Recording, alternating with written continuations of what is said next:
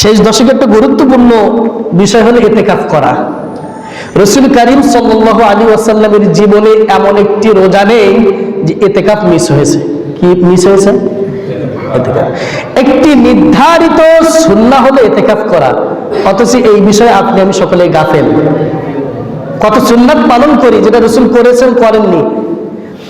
সুন্নাত একটি হলো সুন্নাতে মুআক্কাদা, একটি হলো সুন্নাতে গায়রে মুআক্কাদা। ইতিকাফ শব্দের শাব্দিক অর্থ হলো অবস্থান করা, নির্দিষ্ট জায়গায় আবদ্ধ থাকা, জরুরি প্রয়োজন ছাড়া মসজিদ থেকে বাইরে না হওয়া, এটাকে বলা হয় ইতিকাফ।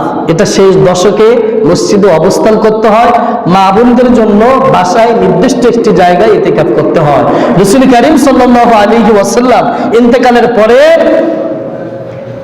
সকল স্ত্রীরা তারা ইতিকাফ করতেন প্রতি বছর মসজিদে নববীতে।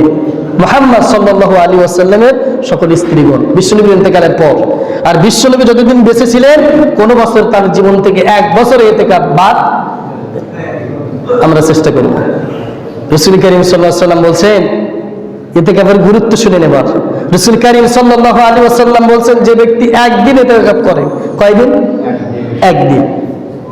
যে ব্যক্তি একদিন ইতিকাফ করবে, রাসূল করিম সাল্লাল্লাহু আলাইহি ওয়াসাল্লাম বলছেন, সেই ব্যক্তি জাহান্নাম থেকে দূরে থাকবে কতটা?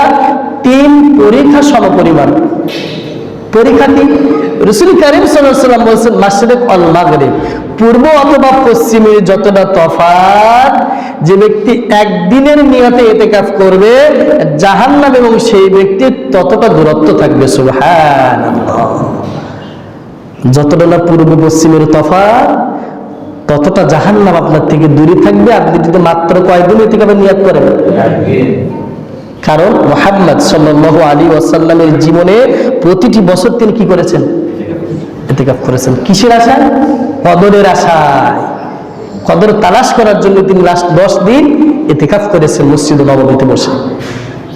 তিনি প্রেসিডেন্ট ছিলেন মদিনা, রাষ্ট্রপতি ছিলেন তিনি, সেনাপ্রধান ছিলেন তিনি, প্রধান বিচারপতি ছিলেন তিনি, প্রধান অর্থমন্ত্রী ছিলেন তিনি, সব মন্ত্রণালয়ের হেড দায়িত্ব ছিল মুহাম্মদ। আর আপনি বলেন রাজনীতি হারাম। হুজুররা অর্থনীতি বোঝে?